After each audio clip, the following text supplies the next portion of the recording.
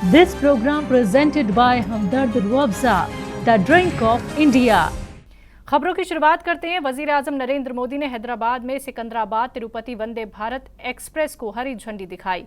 Secunderabad Tirupati Vande Bharat express जो हैदराबाद को भगवान वेंकटेश्वर तिरुपति से जोड़ती है, 3 महीने के अंदर तेलंगाना से शुरू की जाने वाली दूसरी वंदे भारत ट्रेन है।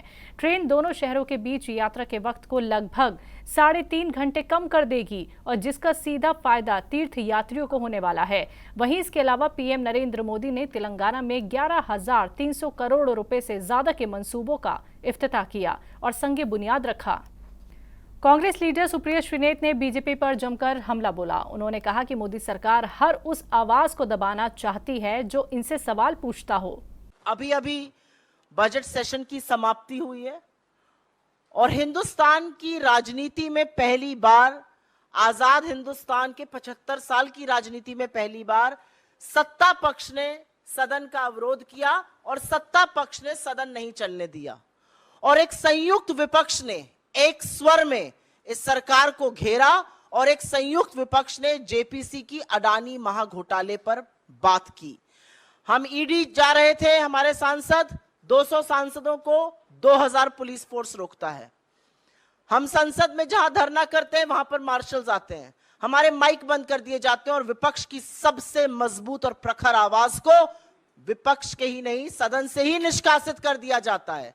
एक मैच फिक्स करके, एक रिवर्स इंजीनियरिंग कर राहुल गांधी जी ने 7 फरवरी को सवाल पूछे अडानी पर और उनकी आवाज को बंद करने का काम लगा मोदी सरकार को कि वो कर देगी। लेकिन असलियत यह है कि जब समूचा विपक्ष एक साथ खड़ा होता है तो सरकार बौखला जाती है। राहुल जी के सवालों से यह सरकार बैकफुट पर है और इसीलिए अब हर उस आवाज का दमन करना चाहती है जो खड़े होकर इनसे सवाल पूछेगा। एक भी सवाल इनसे अनकंफर्टेबल पूछ लीजिए, बेरोजगारी, महंगाई, आर्थिक असमानता, किसानों की दुर्दशा, चीन का अतिक्रमण और सबसे बड़ा मुद्दा अडानी महाघोटाला। यह सरकार अब हर उस आवाज का दमन करने को तैयार है जो इस तरह के सवाल पूछेगा या तथ्यों को सामने लाएगा। तमिलनाडु में कांग्रेस के साबिक नेता और मुल्क के पहले भारतीय गवर्नर जनरल सी राजगोपालचारी के परपोते CR केसवन भारतीय जनता पार्टी में शामिल हो गए हैं। R केशवन ने VK सिंह, अनिल बलूनी और प्रेम शुक्ला की मौजूदगी में पार्टी का दामन थामा। आपको बता दें कि केशवन ने कुछ वक्त पहले ही कांग्रेस से इस्तीफा दे दिया था। दिल्ली सरकार के जरिए दिल्ली में कोलंबिया यूनिवर्सिटी के तर्ज पर सरकारी स्कूल बनाया जा रहा है। वहीं स्कूल की संगे बुनियाद रखने पहुंचे सीएम केजरीवाल ने बीजेपी पर जमकर निशाना साधा। आज ये ईस्ट विनोद नगर का स्कूल है।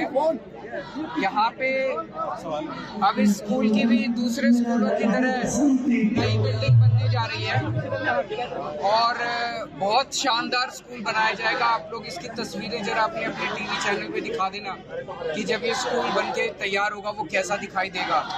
बिल्कुल कोलंबिया यूनिवर्सिटी की तरह ये स्कूल दिखाई देगा। सरकारी स्कूल है, इसमें लिफ्ट लगेंगी जैसे दूसरे सरकारी स्कूलों में लग रही हैं। तो शिक्षा के क्षेत्र में एक जो क्रांति मनीष सिसोदिया जी ने शुरू की थी, उनका काम आगे बढ़ता जा रहा है। इन लोगों ने मनीष जी को तो जेल में डाल दिया, लेकिन मनीष जी के काम को किसी हालत में रुकने नहीं दिया जाएगा। मनीष जी के विचारों को कोई नहीं रोक सकता।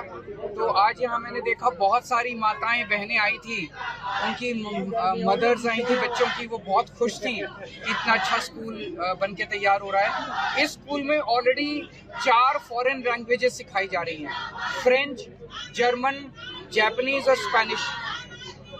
दिल्ली में कौन सा ऐसा प्राइवेट स्कूल है, चाहे बड़े से बड़े प्राइवेट स्कूल ले लो, जहाँ पे इस किस्म की पढ़ाई होती है। तो अब बहुत अच्छी पढ़ाई गरीबों के बच्चों को मिल रही है।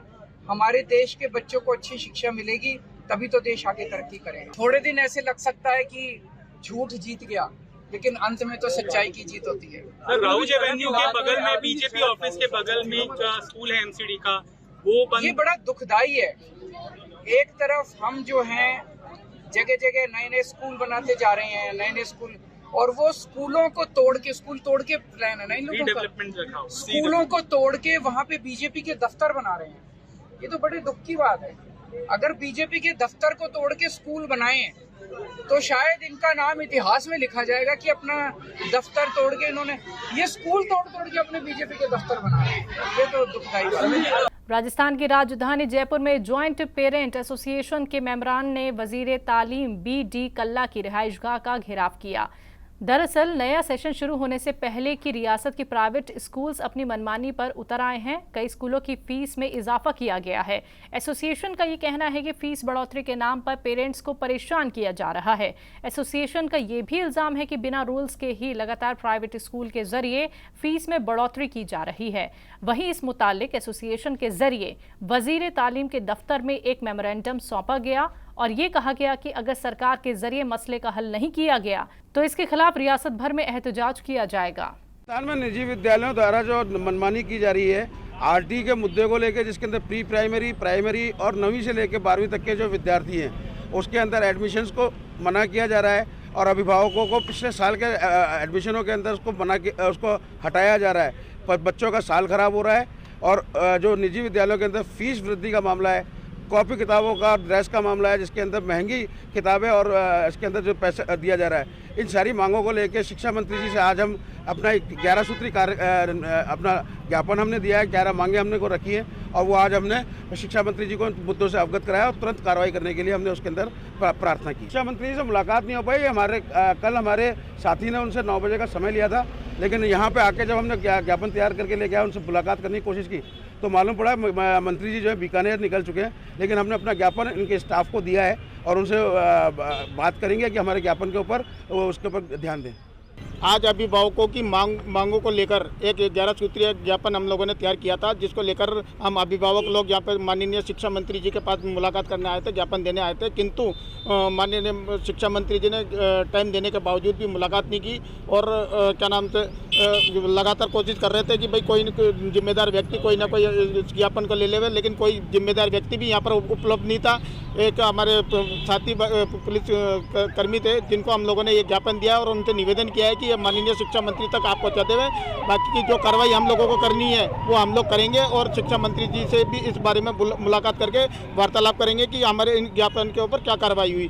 इस 11 ज्ञापन के अंदर हम लोगों ने RTE के मैटर के ऊपर हम लोगों ने ज्ञापन दिया है। इसके अलावा स्कूल फीस के अंदर जिस तरीके से मनमाने तरीके से फीस के अंदर वृद्धि की जा रही है उस चीज़ को लेकर हम लोगों ने ज्ञापन दिया है। इसके अलावा जो स्कूलों के अंदर जो आज की तारीख में किताबों को लेकर जो चर्चाएं चल रही हैं, ड्रेस को लेकर जो चर्चाएं चल रही हैं, उन चीज़ों को लेकर भी हम लोगों ने ज्ञापन दिया है। तो हम जिससे पूरे केवल आज जयपुर ही नहीं, बीकानेर में भी आज आप देखोगे कि बीकानेर के अंदर भी आज एक प्रोटेस्ट होने वाला है। जयपुर नगर निगम हेरिटेज ने आमजन से पॉलिथीन बैग इस्तेमाल में ना लाने की अपील की है। इसी के तहत नगर निगम हेरिटेज की महापौर मुनेश गुजर ने आमजन में कैनवास बैग बांटे और लोगों को पॉलिथीन ना यूज करने के लिए बेदार किया।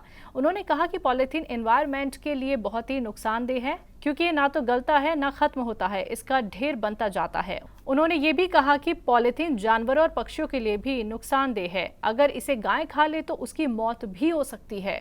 देखिए, सिंगल यूज़ पॉलिथीन बिल्कुल बैन है और पॉलिथीन का यूज़ बिल्कुल राज्य सरकार भी यही चाहती है, माननीय मुख्यमंत्री भी, क्योंकि पॉलिथीन क्या है, हमारे पर्यावरण को दूषित करती है और हमारे जो जानवर है वो भी घूमते हैं, वो भी खा लेते हैं। कितनी गायें होती हैं जब हमारी गौशाला जाती हैं, उनके अंदर से पॉलिथीन्स निकलती है जो कभी डिस्ट्रॉय नहीं होती, बहुत हानिकारक है। इसी के लिए नगर निगम हेरिटेज ने अभियान चलाया है कि हम घर घर जाके बैग्स बांटेंगे और ये कपड़े के जूट के बैग है, जिससे लोगों को सब्जी लेने जाएं तो ये बैग्स लेके जाएं ताकि पॉलिथीन का यूज़ ना हो।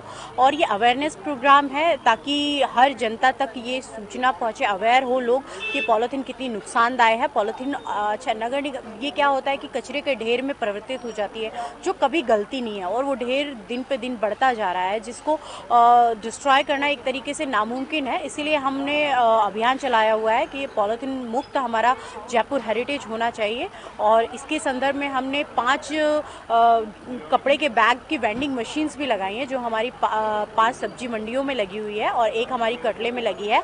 और इसके अलावा भी हम सैग्रीगेशन हो, क्योंकि हमारे स्वच्छता सर्वेक्षण आ रहे हैं, पॉलिथीन का यूज़ बिल्कुल नहीं करना चाहिए। इसी के संदर्भ में हमारे ये आयोजन प्रोग्राम्स बने हैं और मुझे आशा है जयपुर की जनता इस बात को समझेगी और हमें सहयोग करेगी, पॉलिथीन का यूज़ बिल्कुल नहीं करेगी और हमारा जयपुर हेरिटेज पॉलिथीन मुक्त जयपुर होगा और स्वच्छ जयपुर। इस्लामिक महीना रमज़ान उल मुबारक के 14वें और 15वें रोज़े के दिन अजमेर शरीफ दरगाह में जश्न हज़रत सैयदना इमाम हसन रज़ी अल्लाह तआला अन्हु मनाया गया। इस मौके पर मुल्क भर से हज़रत ख्वाजा गरीब नवाज रहमतुल्लाह अलैहि की दरगाह में पहुंचे ज़ायरीन के लिए दरगाह अंजुमन सैयद जादगन की तरफ हज़ारों रोज़ादारों के लिए इफ्तार का इंतजाम किया गया। तो दरगाह में वाक़े झालरा में शहर भर की दर्जनों सहरी पार्टियों का मुकाबला भी हुआ, जिसमें सहरी के नगमे और मनकबत गाने के लिए अजमेर की दर्जन भर से ज्यादा पार्टियों ने शिरकत की। दरगाह अंजुमन की जानिब से रमज़ान प्रोग्राम कन्वीनर मुकर्रर किए गए। सैयद फजले हसन चिश्ती के मुताबिक जश्न इमाम हसन के इस पाक मौके पर सहरी पार्टियों ने बेहद उम्दा कलाम पेश कर लोगों को झूमने पर मजबूर कर दिया। रमज़ान सहरी मनकबत की ये महफिल 20 सालों से झालरा में कराई जाती है। महफिल में शिरकत करने वाली पार्टियों के मान सम्मान में उन्हें इनामात से भी नवाजा जाता है और नोटों का हार पहनाकर अकीदतमंद अपनी खुशियों का भी इजहार करते हैं। गौरतलब है कि रमज़ान के महीने में दीन इस्लाम के बुजुर्गों के उर्स के अलावा उनकी नजरों नियाज का भी प्रोग्राम जारी रहता है। दरगाह में खादिमों और अंजुमन के अलावा दीगर अकीदतमंद की भी शिरकत से इफ्तार जगह जगह किया जाता है। हज़रत इमाम हसन की यौम पैदाइश का जश्न इमाम हसन की महफिल के तौर पर झालरा में पूरी रात मनाया जाता है। इस मौके पर मुल्क की तरक्की और खुशहाली की भी खुसूसी दुआएं मांगी गई। आज ये आका इमाम हुसैन अलैहिस्सलाम की बारगाह है।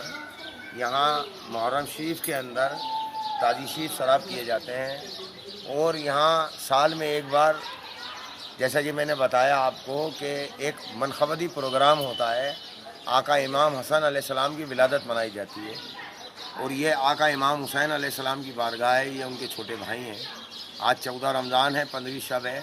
आज रात भर यहाँ महफिल होगी सरकार की बारगाह में और सुबह सलातो सलाम पेश करके उसके बाद सहरी का इंतज़ाम यहाँ ऊपर रखा जाता है। तो हज़ारों लोग सहरी करते हैं, फिर उसके बाद अपने घरों पर जाते हैं। This program presented by Hamdard Ruabza, the drink of India.